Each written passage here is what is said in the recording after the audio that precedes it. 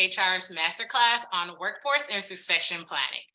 In this class, we will talk about the difference between succession planning and workforce planning, why they are both needed, your role as an HR professional, and how to execute those processes by mitigating legal and ethical risk.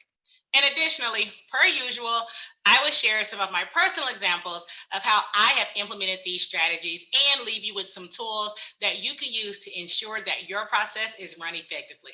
Let's go. I am an R&B neo soul type person, so anytime they ask me to play music, that's what the opening gonna be. So I'm glad you like it. Glad it's vibes. But we will go ahead and get started, and then everybody else can just jump in where they jump in. So hello, everybody. Welcome to Black in HR's Masterclass. I hope all of you all are doing great. If your company is closed and you have some time off, I hope you're enjoying much needed downtime. Before things kick off and are usually crazy at the new year. And I hope everyone's just having a great holiday thus far. As always, I want to thank you all for joining me. For anyone who's new to my class, I am Dr. Andrea Johnson, and today's class is going to be about workforce and succession planning. So in today's class, we're going to talk about the difference between workforce planning and succession planning. They are a little bit different, but they do go hand in hand.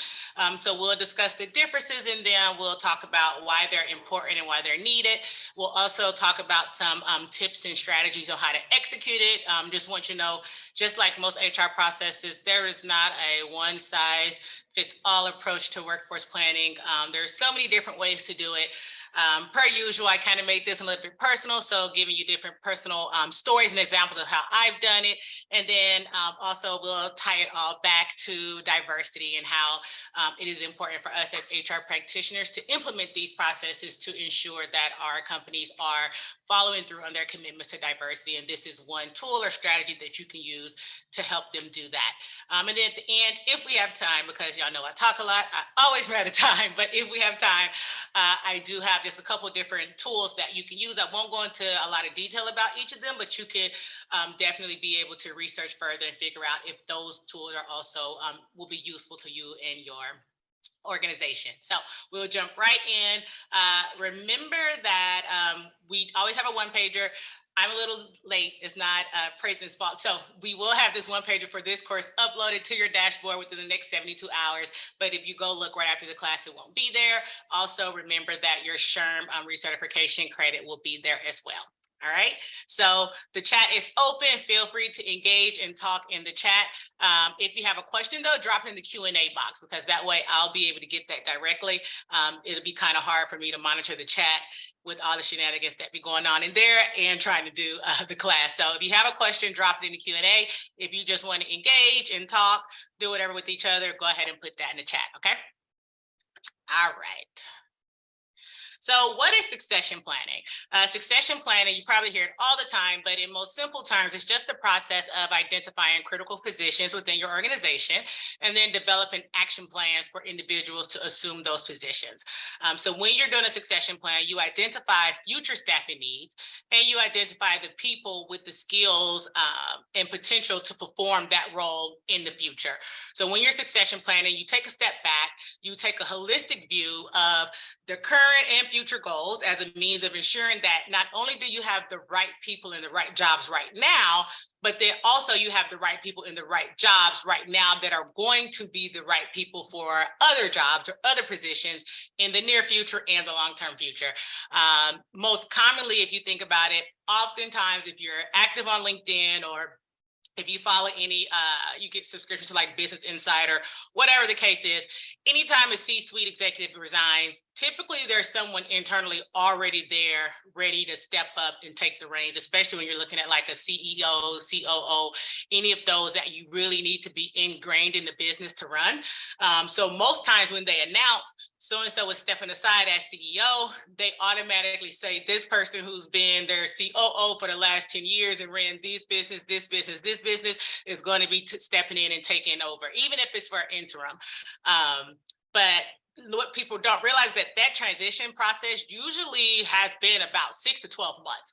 So at the time that, especially the higher up you get, the more longer of a transition time you give, and especially if you're going into retirement. So for example, my president retired not too long ago. that have been in motion for over a year. Now, of course, you don't announce it until it's final, it's official, that's when it's made public, but they have already had in plan or in motion who is going to be this person's successor, because they need to identify what does this person need to be successful in this role when the time comes for them to transition into this role. So they do that before, and this is the same process that you should actually be implementing at all levels of your organization. A lot of people don't, and it ends up putting you in dire situations. A lot of times it puts you being reactive to vacancies versus being proactive, or even being reactive and trying to catch up to the business as the business pivots. So when you start to implement succession planning at all levels, at least down to director level, then you ensure that you'll be ready for that whenever that time comes. And then you may say, well, what's the difference in that and workforce planning? Workforce planning doesn't necessarily have to be when someone leaves. It could be a change in business strategy or priorities, or just a shift in itself. So when you look at workforce planning, it's actually the process of analyzing a current workforce and then determining your future workforce needs as it aligns to business priorities and strategies. So when you're doing workforce planning as an HR professional, you should always be doing this in partnership with the business. You work with the business to identify a gap between what you have in the present and then what's needed in the future, and then figuring out how to implement solutions so that your organization can accomplish whatever those future mission goals, strategic plans, initiatives are. So for example, in my current company, we have a mobile app for iPhone. We don't have one for Android.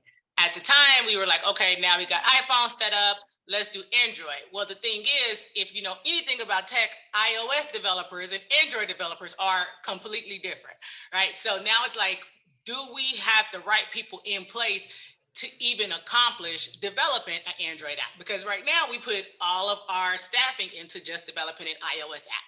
So that's just like a really brief example of when you may need to implement some type of workforce planning as it aligns to whatever the business priority and strategies are, or their near go forward strategy. It's important to note, again, this should not be solely done by HR, right? We are there to advise. We are there to make sure that we mitigate risk. We are there to make sure that it's free of bias. We're there to look at what the allocated headcount cost was and make sure that we have those things budgeted, because at different levels, things are going to cost different amounts. If people are going to cost different amounts, if people are highly unique, or when I was in recruiting, we used to call them purple unicorns. If they're purple unicorns, you may have to allocate more funds to that role. And these are things that the hiring manager or team may not be thinking of as they're building out that structure of what they need and what that's going to look like. But we are by no means a subject matter expert for what their business does. When we decided we wanted to do an Android app, there is no way I could go to our head of engineering and say, okay, here's what you need to get that done.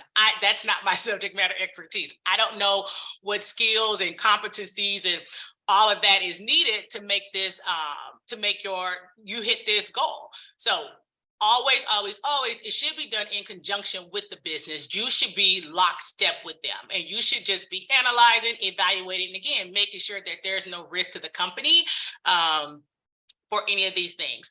Because also, there are times when workforce planning can result in a workforce reduction.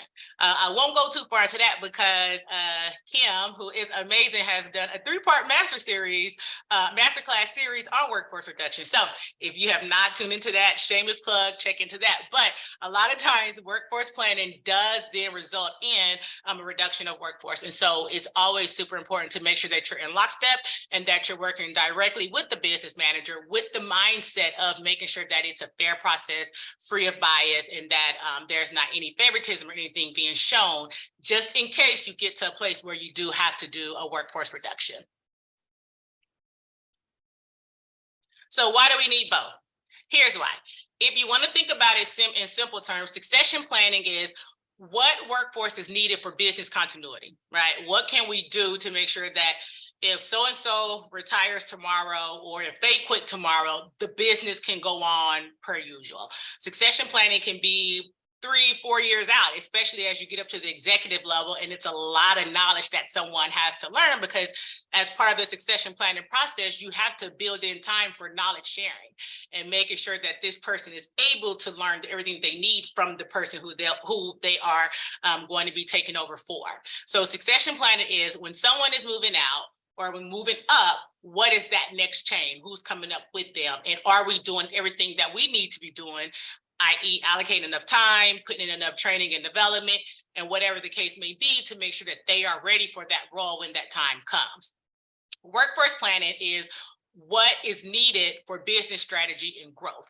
You know, business priorities change, things shift. Someone might not necessarily be leaving, but you may be, again, like in our case, moving to create a new app, or you may be having, picking up some type of different revenue stream, or whatever the case may be. Now you need an entire different workforce, potentially people with different skills, the different competencies, with different knowledge that you may need in those roles. So they can go together hand in hand, because in the workforce planning, you may decide that someone is not necessarily the right person to lead the company in the next go forward strategy. So who is their successor? So they go hand in hand, but you can do one without the other or do them together, but they are different.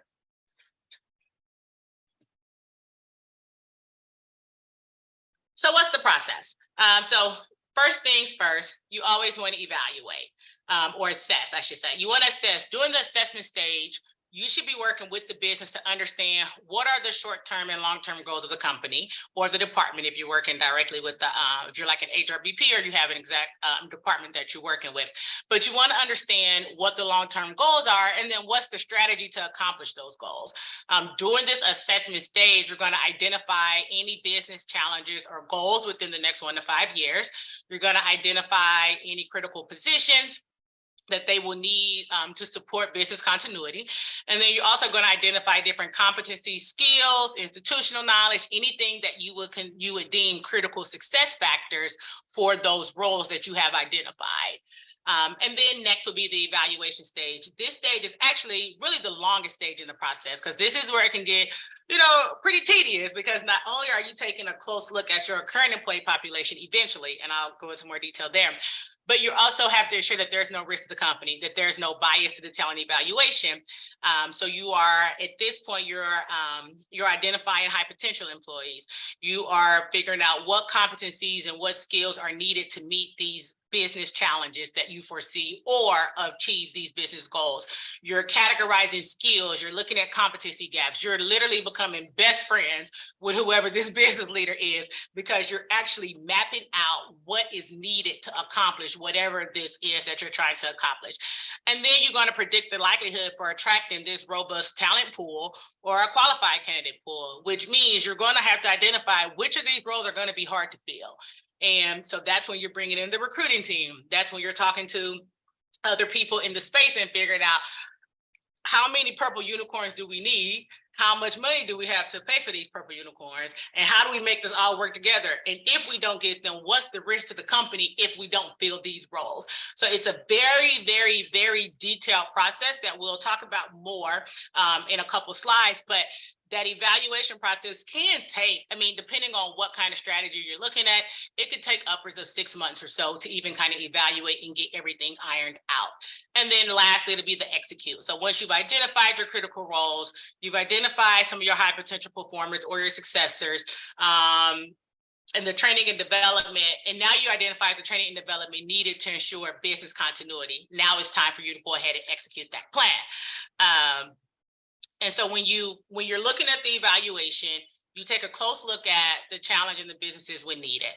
For example, if you notice a trend that all of the hypos or high potential, sorry, I'm using lingo, all the hypos are people of non-people of color, or that all of the people of color, they're saying, well, this person has performance issues, or they're deemed low-hanging fruit. This evaluation period is when you should really be digging deep and probing further to challenge any notion that they're giving you, good or bad, right? This is where you're not their friend at this point. You was their friend before, but now you're not their friend, because you got to poke holes. You got to make sure, especially if it's going to lead to a workforce reduction, you got to make sure that it all makes sense and that it's not personal. you have to be comfortable in this stage going against the grain. Workforce planning and then the subsequent talent management that usually comes with it has to be inclusive. And this is when you have to be able to be influential from the beginning and not trying to be influential when it's time to name a successor and when it's time to promote someone into a new role. So if you're involved and if you're poking the holes and if you're being very critical during that evaluation period, then it makes it easier for you later on down the road when it's time to actually start implementing and putting people into these roles. Let me see if there's any question. Okay.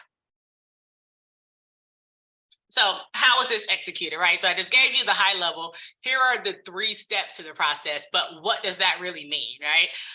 Like I said, there are tons of different ways that you could execute a workforce or a succession planning process, but in most cases, they will all include some type of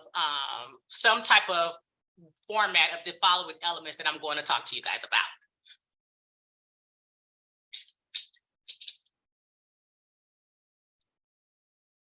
So at some point, you're going to have to identify significant business challenges and priorities over the next 5 years. Without this, it is going to be impossible to adequately figure out what you need from a human capital perspective. So your business group strategic plan is a great place for you to start when identifying current and future challenges. Some people don't do strategic plans. Sometimes they do business plans or business planning meetings or whatever your company does. Whatever that format is where they say, this is what our go forward strategy is, or this is what we're going to try to do. That's where you should be starting at, is figuring out, okay, here's what we want to do. And if you don't have a strategic plan, or if your company hasn't drilled down enough to give you like specific strategies and priorities, then it may be on you to go ahead and proactively suggest that you all have some type of business planning meeting or do some sort of environmental scan so that you can understand exactly what's happening.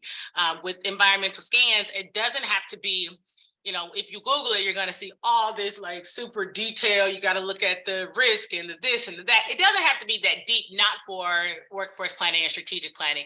Essentially, you're trying to figure out, what are we doing now? What are we doing in the near future? And then what are we planning 5 years from now? So that you could then go back and assess and help them decide, do we have the right people in place? Do we need to go find more money to hire new people? Do we need to unfortunately do a workforce reduction or whatever that looks like? So it doesn't have to be a big formal thing. Maybe if you have leadership meetings, you take over a leadership meeting one week and you guys discuss it there. Or maybe you do some type of brainstorming session at a leadership retreat, or they even have different collaboration tools such as Figma. We use Figma a lot, where we could go in and we could brainstorm and do things beforehand. And then that way, when we meet as a unit, we don't spend all our time just doing, wasting time, because we've already done the groundwork that way. So whatever the case may be, whatever works best for you and your organization, that's definitely what you want to do. That's the place you have to start. Otherwise, every other step is not going to make sense. And it's also end up going to be a failed attempt at trying to workforce plan. So if your company has not done that, I know at the top of the year, a lot of companies jump into business planning, setting priorities for the rest of the year. So now, or if you're off, coming back at the first of the year would be a great time to really make sure that you're diving in and you're understanding the business. Also, quick plug, HR, the landscape of HR is changing. And even if you don't have the HRBP title, this is an easy way for you to start understanding the business and start understanding how HR is integrated into the business. And if you have a desire to be an HR business partner or grow up that track, this is also a way where you can start showing initiative by asking them, hey, I want to know more about what the business is doing and where you're going. And then over time, just authentically becoming a strategic partner. So people always ask, how do I become an HRBP? This is how you do it. By first is really having to get to know the business and understanding how your business works. Okay. Now we'll get back on track. So then you want to identify critical positions that will be needed to support business continuity. So essentially, what do we need to make sure that the business is still running without any big disruption? One thing that you have to know that is so important, and I'm going to say this many times throughout this course, is when you are reviewing these, when you're looking at critical positions, and I promise you're going to have to remind your leaders when you have this discussion, it is important that you are looking at the positions and the roles themselves, not people, okay? When you go into your workforce reduction, potentially, again, check out Kim's class, when you decide who's going to be laid off, you can't start with, I'm laying this person off because it's this person. The process has to be inclusive of leadership roles. It has to be inclusive of individual contributors in the positions that they have. It has to require, think about positions that require a unique skill set or that are traditionally hard to recruit for, or even positions that have a high turnover rate. But you want to make sure that you separate identifying key talent or critical people from identifying critical positions. In the long run, I mean, in the beginning, it may sound like, oh, these are, similar. And even if when they're talking about the core competencies and skills, they have a person in mind, at this stage in the process, and especially when you're doing documentation, you want to make sure that you evaluate the impact of each position and what that position has on achieving those strategic goals and the objectives that you identified during your scan or your business planning meeting, as well as the risk to the vacancy risk for if this role is not filled, but you never want to lead this process out looking at people and saying, okay, we have these people, now we need these roles. You want to make sure that you separate that because it mitigates a lot of risk. It can get real muddy if you start with people. So you'll hear me say that throughout this class a couple times, but especially when you're identifying critical positions, make sure you're going into it the lens and that you are instructing the business leaders to look at the positions that are needed, not the people that are needed. Hopefully that makes sense. If that doesn't make sense, drop a question in the box and I'll make sure to kind of dig into it deeper.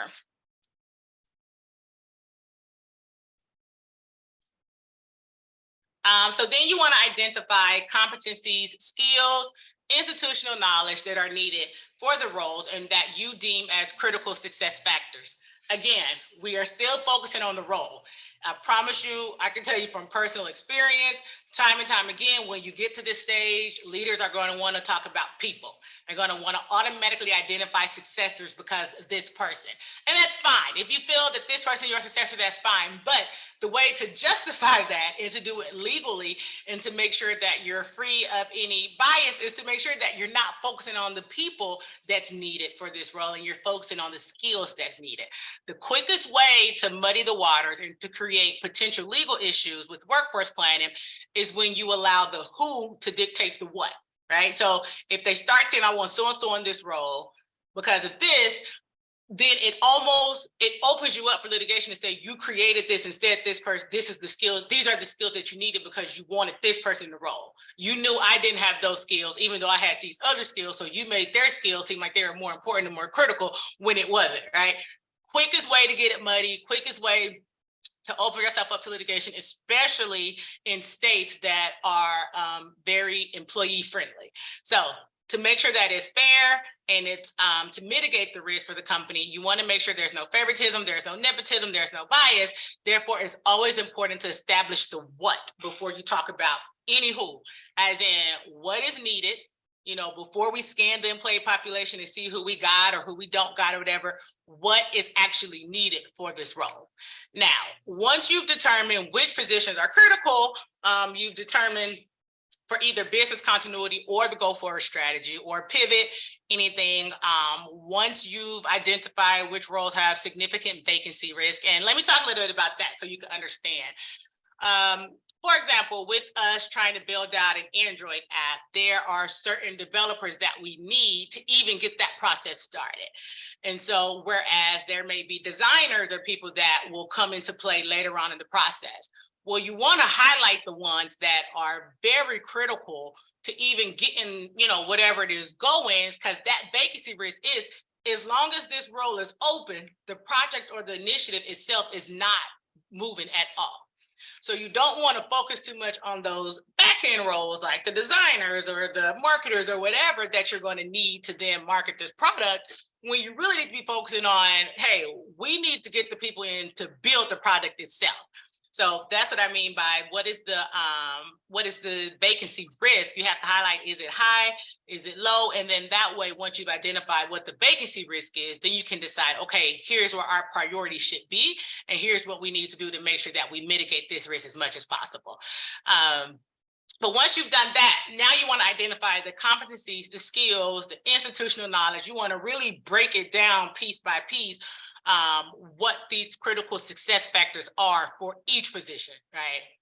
Not just, hey, we're building an app, we need people who have who have Android, and that's it. No, if you are telling me you need front end developers, back end developers, QA, this full stack platform, whatever, I don't even know what all they got. They got a whole lot of type of developers, engineers. But if you're telling me that you need each of these, you need to articulate why and what the competencies are for each of these, because all of these are different. They're all going to produce something different. They all have a different purpose. So for every role that you're identifying as a critical role, then you got to identify the critical success factors, which are the competencies, and the knowledge that's needed for those roles.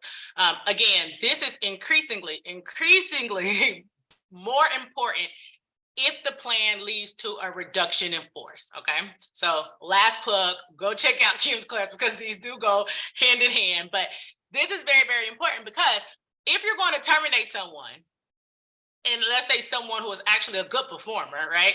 But if you're going to terminate someone based on the lack of skill set, level, competency, you better be 100% confident that you can articulate why. Okay.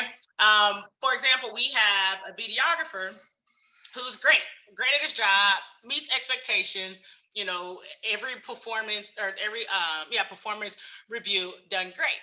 However, we have a thing where we call retention sentiment, which is where we have our leaders say, if this person was to leave today, how would you feel? With 1, I wouldn't care, all the way up to 5 being, I would be distressed and do anything I can to keep this person.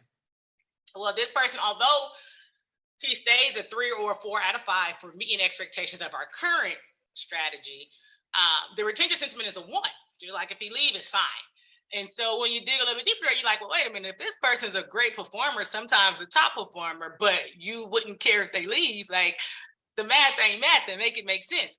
And essentially what the head of video content said is, like, where we're moving to from a video strategy perspective, this person would no longer be a top performer. They would no longer probably be meeting expectations, because the skills that they possess is really only great for what we're currently doing. But what we need, they're not good at, right? So here's a case where a person may be really good, but may end up being reduced because that skill set isn't necessary or isn't a priority for our plan, our workforce plan that we're doing. So it's so important to not think about people, because you'll muddy it up. But you really want to think about, what do I need from a skill set perspective in order to make sure that I achieve these goals that we're going after. But in any situation, regardless of whether it's succession planning, whether it's workforce planning, which with succession planning, it's even harder to not look at the person at first. But with any of these situations, you want to make sure that you separate the people themselves from the competency of the job. And for each role that you identify, you really want to take some time to identify the core competencies needed for that role, the technical skills needed, because those are different as well. A lot of people think that core competencies also align with technical skills, and that's not necessarily true. And then you may identify that there's some gaps as well, but then also any other skills that are needed that are critically needed for this role in order to be successful. Then, and only then, should you then start to look within the company and see if there is anyone else currently, or if there's anyone currently within the organization to possess that knowledge. So, for example, or you may want to look and say, okay, well, is there anything that I can do to help someone? So in the case of the videographer, yeah, he may not have everything that we need going forward, but is there potential, right? Even if he's not what you consider a high potential performer or a successor, now the conversation is, okay, we need these skill sets. We don't have anyone here that has these. but this person is a good performer. Can we potentially start to train and develop this person so that they can now move into this role? And I will tell you, this is where, as an HR person, you may even start to lose more friends because a lot of times the pendulum is going to go one or two ways. They are either going to say, this person is great, and just want to harp on the fact that this person is great because they work with them forever, and they know good and damn well the person don't have the skill set and probably ain't gonna ever be able to pick up the skill set to take that role, but they don't want to say that because they really like the person. And so now you're the bad person because you're like, look, I mean, we got to be real. Like, really, this person is not the right person for the job. Or it's going to go the opposite way, where there is someone who has potential, who just has not had the opportunity or have not been developed for it. And they just want to get rid of the person because the person doesn't have the skill set. So now you're having to push and you're having to probe on, have you given this person the ability to grow and develop into this role, or the ability to develop into what we need? And a lot of times the answer is no, because a lot of times managers, they are very laser focused and they only look at one thing. And so this is why it's important that you're not the only person in this process, but you keep yourself in lockstep with the business, but as an advisor, because you're going to have to go against the grain. You're going to have to push them a little bit and get them uncomfortable in their thinking. Not too long ago, I had a hiring manager reach out because an employee didn't have the competencies or the skills needed to navigate a new software that we have got, and they wanted everyone else that they had just recently hired all had the skill set, and they're like, well, our new hires are dancing circles around this person. They don't. And so I'm like, but this person been here for 4 years, and clearly what they've been doing has been fine. Just because you hire new people that have this skill set doesn't mean that this person is now not performing. However, if our new strategy has moved us to that, and this is what you want to do, then now it's on you to then go back in and ask her or talk to her about it and tell her, hey, here's where we're going. Here's the go forward strategy. Here's the new software, what we're doing. Here's the impact to the business. And now we are requiring everyone to get certified in this or to have this core skill or whatever. But you have to push them to give people a chance. Because otherwise what's going to happen is that if it does go to a reduction in force, you could potentially get into a couple different scenarios that are that can affect business continuity, which is you may fire all the people who have loyalty to the company and who could potentially be great in the job. And now you have these positions with significant vacancy risk. And people, when you have people that could have picked up that skill and probably could have did a good job or could have done well enough for business continuity. So there's a lot of different lenses that you have to look at. And so that's why this evaluation process is so important, for you to really just get it all on paper. Get it on paper and poke as many holes as you can, because, our hiring managers, they're people and they work day in and day out with those folks. And, it's human nature to find your favorites or to identify people who you just click with. And then, before you know it, those are the folks who are being promoted. Those are the folks who are being successors. And then you have those folks who maybe are, don't try to have the loudest voice in the room and, maybe didn't know that there was an opportunity to grow and to develop or maybe never given that chance. And sometimes it's intentional and sometimes it's unintentional. But that's why it's so important to identify, to separate this whole first half of the process from the people and literally line it out by role specific. Just make sure everything is by role. Here are the competencies for this role. Here's what we need for this role. And then once you've done all of the what, then stepping in to say, okay, who are the who's that we can kind of plug and play or identify at that time if there's some type of, talent acquisition strategy that you need or a reduction in force.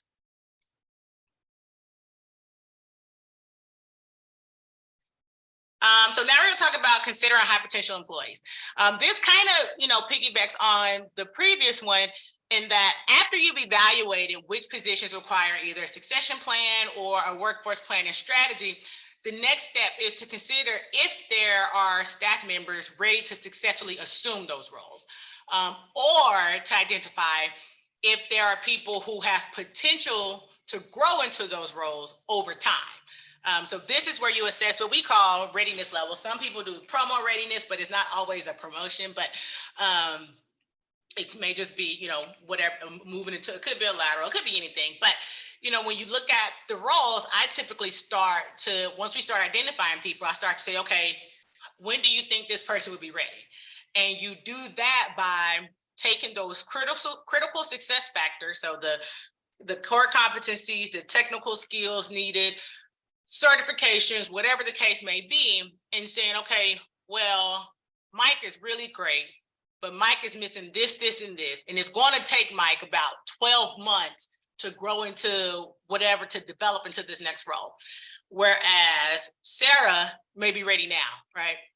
So you start to identify people, you start to assess when they would be ready to get into the next role, because it's important to do this step, because now you also got to figure out an action plan. For Michael, who's great, who has tenacity, who is proactive, and who is a sponge and wants to learn, but not going to be ready for 18 months. Okay, well then what are we going to do to get Michael ready in 18 months? What's the plan, right? It is not good enough to say, I've identified this person as a high potential performer, or as someone that'll be ready in a couple years to take over, to run the team and do the next step, and not articulate exactly what your plan is to make sure that Michael is there. So if you're conducting the succession planning exercise with a leadership team, you want to be aware also that not every leader is going to have a high potential performer on their team. Or one leader may be better at developing people and may have a couple more high potential performers than the other. And that's fine. As long as you can answer to that and articulate that, it'll be fine. Because high potential performers are not just evenly distributed between organizations. For example, we have what we call an analyst program at my job, and it typically hire people like digital analysts, marketing analysts, like right out of college. It's a fast track path, and they're scattered throughout the entire business. We have, I think, 8 different business units of about 3,000 to 5,000 employees total. They're scattered all throughout there. However, there's one particular business unit that is notorious because of the nature of the work and the rigor of the type of reports and things that they have to do. Those folks, they just develop quicker. Like it is what it is. It's not that it's unfair. It's not that, their business is just different. And they typically tend to churn out high potential performers. They have high promotion rates. And so when you look at it on paper, it may look like, they over there, they got 5 people getting promoted to director, when every other business unit may only have 1 or 2, right? And that's fine. But as an HR professional, it's important for you to know where those pockets of the business are, and then also really pay close attention to those to ensure that there's also fairness as it pertains to who gets to funnel up through those business groups, because unfortunately everybody can't be over there. And again, the rigor of that group, a lot of people wouldn't be able to hang even in similar or like roles in other functions of the business. So that's just one thing that you want to make sure you also keep your eye on, is these people that you're identifying as high potentials. There may be certain leaders that have more, because all leaders aren't equal either. And some people's strength is developing people and developing senior leaders or future leaders, and other leaders don't have that strength. I'm sure we've all encountered leaders who probably should not be a leader, or they're a good individual contributor, but not good at developing people. So you definitely want to keep that lens on as well. You also want to be willing to have honest conversations, and remember that just because an individual is identified as a high potential employee, it doesn't mean that they are not a strong individual contributor, nor does it mean that they should be denied. If someone is not identified as a high potential employee, because everybody can't be high potential, it doesn't mean that that person is not a strong individual contributor. It doesn't mean that they're not meeting expectations, nor does it mean they should be denied access to professional development activities. On the other end, just because someone is identified as a high potential performer, it doesn't mean they're going to automatically be a successor.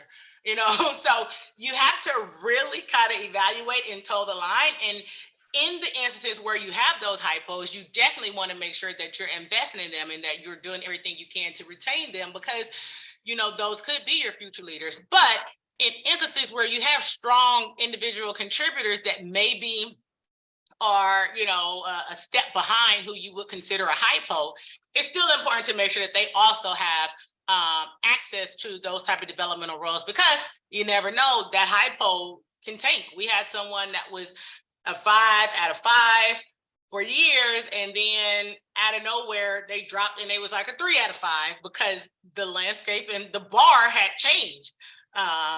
You hire new people in, you develop and elevate some people. And so there are times when somebody will be a hypo in 1 year and then they end up tanking and they're no longer hypo, or somebody else has come in and raised the bar. So what's more important than identifying the hypos themselves is identifying the development plan for them.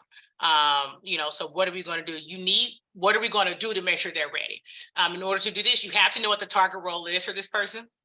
You have to be able to identify any skills, gaps in skills they have, any gaps in competencies that they have, anything that's identified as, go back to that list and look at anything that's identified as a critical success factor, and then just talk to the manager. Do they have this? Do they have that? Basically do a checklist, identify where those gaps are at, and then figure out, okay, what's next.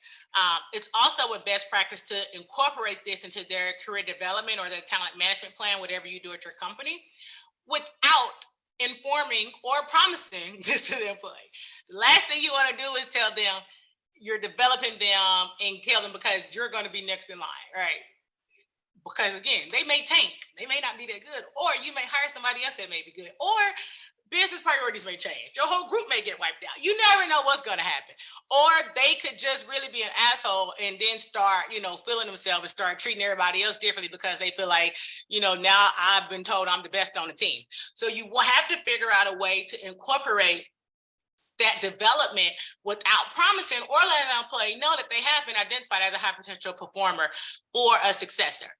Because at the end of the day, they know whether you tell them or not, right? Like, if you're outperforming everybody else in your team, or if you have self-awareness, or if you're flying in the middle of the flock. But the last thing you want to do, or you want to let your leaders do, is inform them, because now you've opened yourself to a case of somebody saying it was favoritism, or that now this person is getting all the cool projects because you want them to take over next, or, whatever the case may be. So you want to make sure that you definitely keep that quiet. And because, business needs change. And the last thing you want is for you to promise someone a role, only to have to go back and tell them they're no longer getting it. We had a recent example where we just went through a workforce reduction because, as I was telling you all, we decided we wanted to do an Android app. Well, we decided we don't want to do that no more. We decided that after we had went through the whole workforce planning strategy and had completely staffed up a whole team to do the Android app. Now the Android app is no longer a priority. So where did that leave us? That left us with having to reduce quite a bit of our workforce. One of the hardest parts was there were people who had worked on either different businesses and had transferred over to this business. They were listed as high performers. We do our annual review cycle. We start every January, and we do promo readiness. And there were people that were listed 12-month promo readiness, which means they would be getting promoted this coming up cycle, that we just had to let go in November. So literally they were 2 to 3 months away from a promotion that we had to then turn around and let go.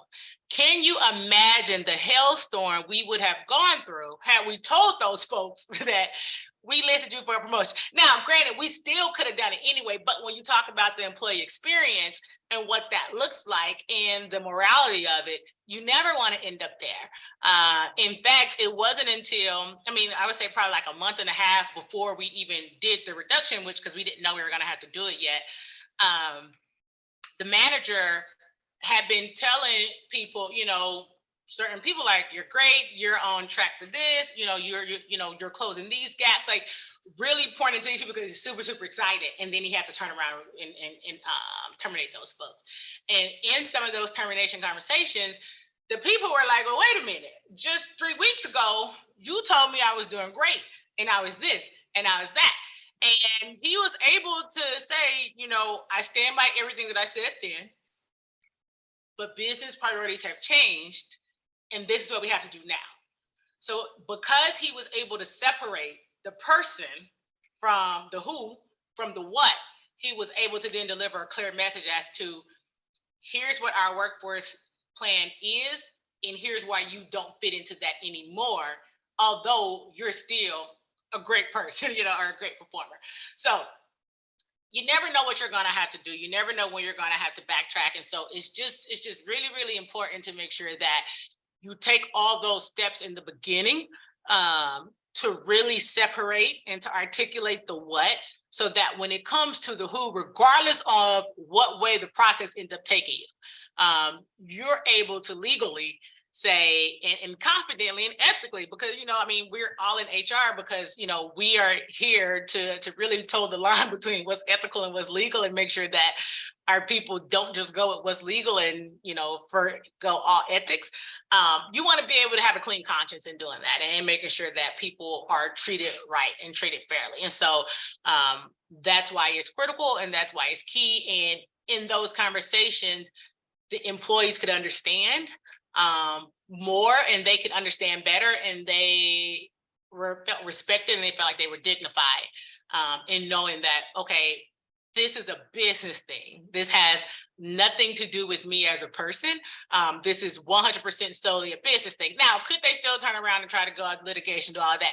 Yes. However, if you follow these steps, then you will have everything that you need to make sure that you can say, because even people that are still there, even if you didn't lay somebody off, anytime you promote somebody, anytime you make somebody, these folks who was once peers, now they're their boss, whatever the case may be, you want to be able to say, here's the proof of how we got to this decision, and it had nothing to do with the person themselves. And so that's the whole purpose of this, to make sure that you have the right people and the right roles, and that you've done it free of bias and favoritism, nepotism, all of that.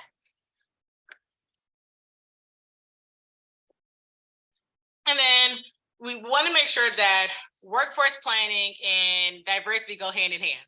And I know some people are probably thinking, well, how? Here's the thing. Since I know if you guys, remember when George Floyd was murdered, all these companies came out with all of these diversity commitments. We're going to do this, and we're doing that, and we're doing this. Okay, great. You couldn't get on LinkedIn, you couldn't get on the internet, you couldn't cut on TV without seeing some type of diversity commitment. So I'll say words because a lot of them didn't have any action behind it. But so workforce planning is, of course, about having the right number of people with the right skills in the right job at the right time. It also identifies the gap between, current capabilities and then the workforce capabilities needed to achieve whatever this organization's strategic goal. It's your proactive way of planning for future staffing and skills needs. So why wouldn't the diversity plan be included in that as well? And if you don't have one, by going through this process, this may identify your need to develop one. Now, I would preface this by saying it's not on you to develop a diversity plan for your organization. Can you advise? Can you be a part of the Tiger Team, task force, whatever? Sure. If your if your company doesn't have a diversity function, that's a problem in itself, but this technically should fall on them. However, where it falls on us is that our job is to advise, and we need to make sure that we're raising our hand and we're calling out the things that they may have either purposely or, inadvertently ignored. So, we saw all those plans and those commitments to diversity, but those commitments are useless without a plan of action. Those commitments are also useless without them being open and transparent about what their actual numbers look like. A lot of those companies that were sending out those commitments, they have all white executive teams. Some of them have all white male executive teams. Some may have one person of color on the executive team, and they're throwing out all these things. And so, and I get it, caveat to that is that in some functions, there are quite a few more white people in the that are, I would say, probably subject matter experts in that space. However, when you're met with that, if you had a diversity plan, then you would have figured out a way to how can we mitigate this over time. So it's important that those commitments are taken into consideration when you're building out any type of workforce plan in action, whether that's hiring new roles or identifying high potential employees or successors or whatever the case may be. I work in the travel industry, and part of our commitment was to diversify our writers within our travel space. And there's certain functions within that space that there's there's no diversity to recruit from. It's not even like we don't we just not hiring them. For example, aviation. There's not a lot of people of color that are interested in, or that have a career, I should say, knowing the ins and outs of every single type of plane, commercial, private, whatever. So my push to them was, well, how about we hire some writers who have the core competencies that we need, who have the technical skills that we need. And then we ask them, like, do you have a desire to learn this? Because if we're not finding people in the market who already has this knowledge, and we want to make sure that those teams are diverse, then the onus is on us to develop the talent internally, right? And y'all, they thought it was like a magical moment, like, oh wow, I never thought that. Y'all, it like that was like basic common sense. Like, if you don't have it, create it, right? But it took someone calling them out on it and holding their feet to the fire and saying, it's not enough to say, I want a diverse workforce. It's not enough to put this commitment out there, to come up with your EEO statement or whatever, and not actually have a plan, like a real tangible plan of action behind it. And so that's why anytime you're doing some type of workforce planning, go back to that, draw back on that and say, okay, if this is what we've said our commitment is, if this is what we've put all over social media or whatever, then how can this be intertwined into what we got going on? If we're building out an initiative where we're about to do an Android app, then what are we doing to make sure that the people that we bring in align with whatever this commitment is? And it's also important to make sure that, like, pressure them to tie KPIs and metrics to those commitments. It isn't enough to say we want a diverse executive team, because what the hell do that mean? Does that mean you got one woman and one Hispanic man and now you're a diverse executive team? No.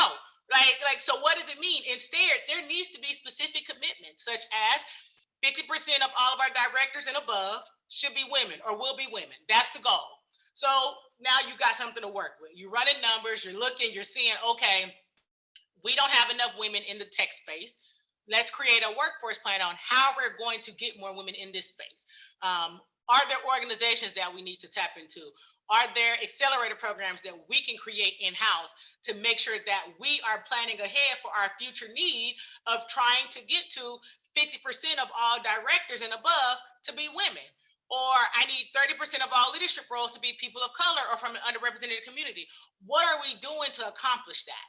So this is where you as an HR professional can say, hey, we got this opportunity now because we're creating something new.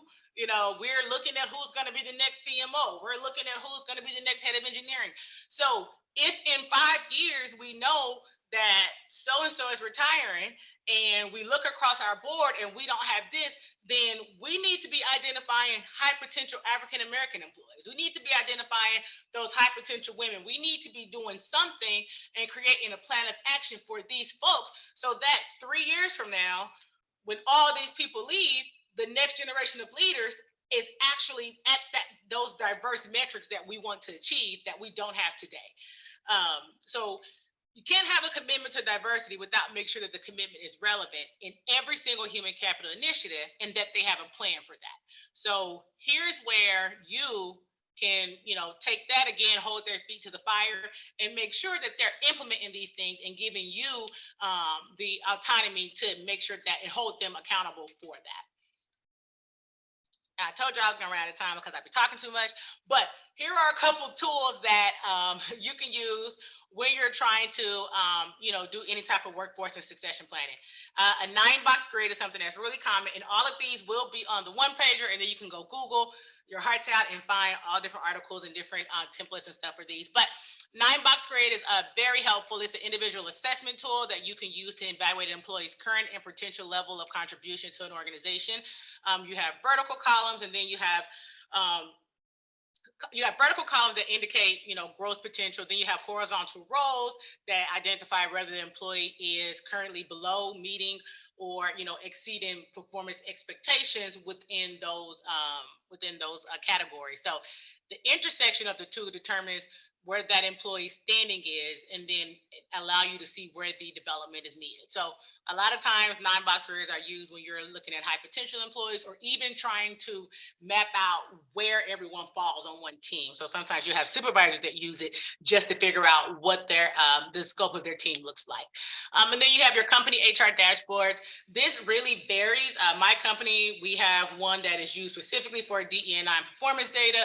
It doesn't feed into our HRIS. Other people have them with their HRIS that feeds them real-time updates.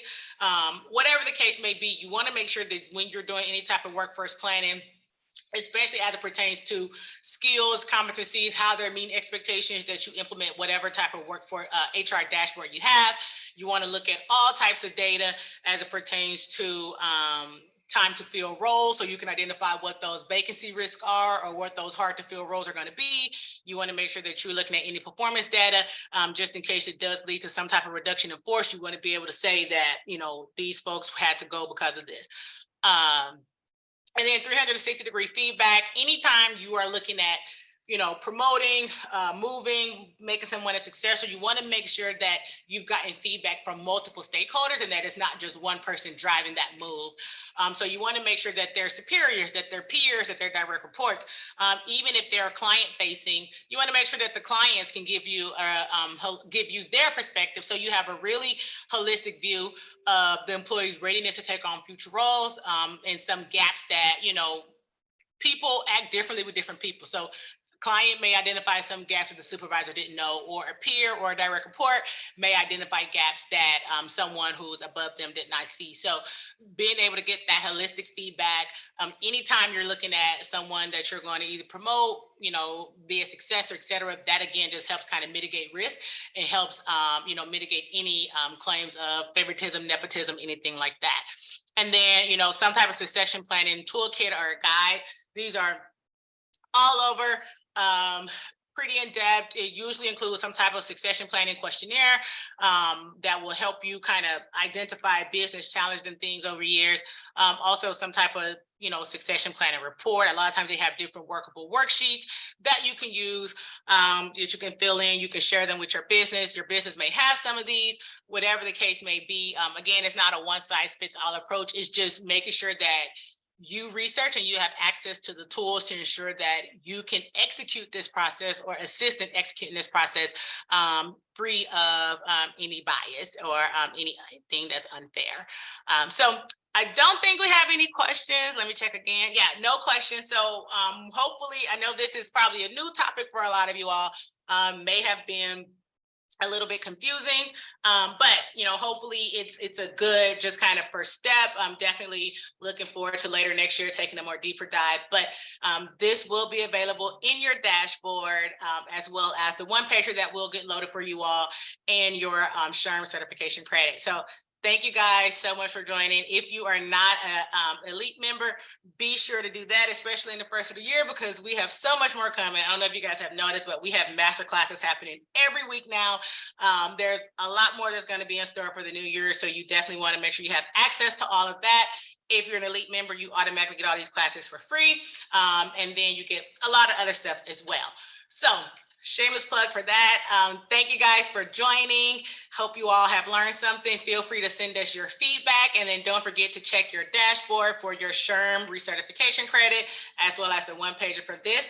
And I will see you all in January, and by popular demand, because y'all loved my dealing with difficult people and so much, we are coming back with a part 2 that is dealing with workplace snitches. So stay on the lookout for that one, because that one's going to be fun as well. So bye guys. Hopefully I'll see you guys soon.